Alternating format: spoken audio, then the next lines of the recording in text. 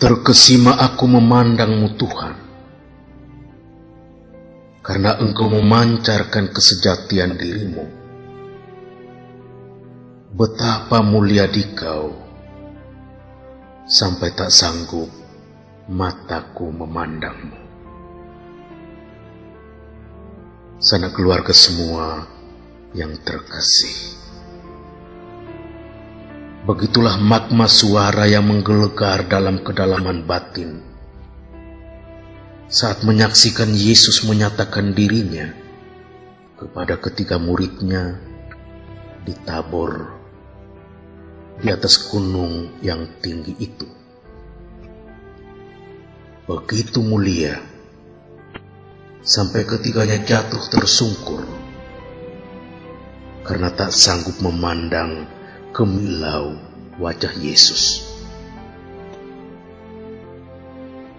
Tidak diketahui mengapa Yesus secara istimewa menyatakan kesejatian dirinya kepada Petrus, Yakobus, dan Yohanes. Namun keseluruhan kisah di Tabor memberi sebuah panorama lain yang akan mereka alami. Di gunung kemuliaan ini, Tuhan berubah rupa. Ia tampil dalam kemuliaannya yang maha dahsyat, bercahaya bagai matahari, dan pakaiannya putih, bersinar terang. Ada ketakutan yang dirasa, karena kemuliaan Tuhan memancarkan dahsyatnya kuasa. Namun ada kebahagiaan yang menggelora di hati, karena itulah kerinduan yang didamba. Dalam ketakutan dan kebahagiaan itu, suara Bapa meneguhkan, Yesuslah Putra Allah. Padanyalah Bapa berkenan. Dengarkanlah Yesus. Tak sampai di situ. Dari pengalaman maha dahsyat ini, Yesus kemudian datang menyentuh mereka, menarik mereka berdiri, dan meneguhkan ketiganya dengan kata yang sangat menentukan siarah selanjutnya. Jangan takut. Pada saat itulah Petrus, Yakobus, dan Yohanes tak melihat seorang pun kecuali Yesus seorang diri. Kisah ini menakjubkan, karena selepas Tabor, ketiga murid yang sama akan dibawa lagi oleh Yesus ke gunung yang lain, yakni Gunung Zaitun.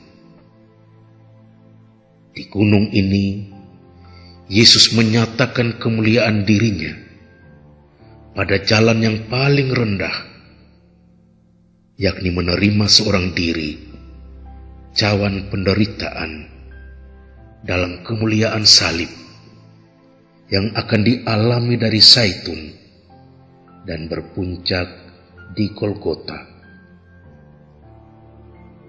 Dalam 3 momen yang menentukan ini, Petrus, Yakobus, dan Yohanes mendapatkan secara sempurna siapa sejatinya Kristus itu. Kemuliaan Yesus yang bercahaya gemilang di Tabor ternyata terwujud pada kemuliaan salib di Golgota. Pengalaman atas kemuliaan yang penuh kuasa di Tabor dan kemuliaan yang paling rendah di salib di Golgota, itulah sumber kekuatan yang menentukan dalam siarah kemuritan selanjutnya. Petrus dikisahkan sempat mengalami ketegangan dalam proses kemuritan ini. Ia sempat menyangkal Yesus, namun peristiwa Tabor memulihkannya. Ia menangis, meratapi ketakutannya, dan berdiri seraya berjuang untuk berjalan bersama Yesus dalam peristiwa salib sampai kebangkitannya yang mulia. Begitulah peristiwa puncak yang menentukan siarah kemuritan Petrus, Yakobus, dan Yohanes. Pengalaman puncak kedahsyatan Tabor, derita Zaitun, dan kematian Golgota ternyata membentuk karakter iman yang kokoh pada ketiga murid ini, sehingga dalam peristiwa salib yang mereka pikul dalam siarah imannya, pengalaman Tabor tetap menggelora. Hanya Yesus yang mereka dengar, hanya Yesus yang mereka lihat. Hati, budi, jiwa dan raga mereka hanya diarahkan pada satu titik pusat, Yesus Kristus, Tuhan dan Guru. Inilah kekuatan satu-satunya saat menghadapi peristiwa yang menakutkan, sehingga mereka selalu dibangun kembali, melanjutkan siarah kemuritannya, karena kuasa sabda yang digaungkan di Tabor tak pernah berhenti bergema. Berdirilah, jangan takut. Sanak keluarga semua yang terkasih, Tabor, Zaitun, dan Kalvari, kemuliaan, penderitaan, dan wafat Tuhan, itulah siklus misteri Tuhan yang terangkum dalam kemuliaan salib dan selalu dipresentasikan, dihadirkan Kristus dalam misteri Ekaristi. Di altar suci Tuhan, Yesus bertransfigurasi dalam 3 momen sekaligus, Tabor, Zaitun, dan Kalvari. Dan oleh karena itu, Ekaristi bukan sekedar sebuah perayaan kultis, bukan sekedar sebuah ibadat Katolik, melainkan merupakan pengalaman puncak dari iman dan perutusan manusia Kristiani. Tanpa mengalami misteri ini sebagai puncak perjalanan kita bersama Yesus, iman kita akan mandek, dan tugas-tugas perutusan sebagai bagian dari penghayatan iman akan sangat sulit kita laksanakan. Sebab hanya oleh kekuatan Ekaristi kita sanggup memikul salib saat menjumpai Zaitun, tidak takut menghadapi Kalvari, karena kita memiliki kekokohan iman bahwa ada harapan Tabor yang akan kita gapai. Mari di hari Tuhan ini, siapkanlah diri, bukalah mata, hati, dan telinga. Biarkan dirimu ditarik oleh Yesus dan bergegaslah menuju Gunung Ekaristi.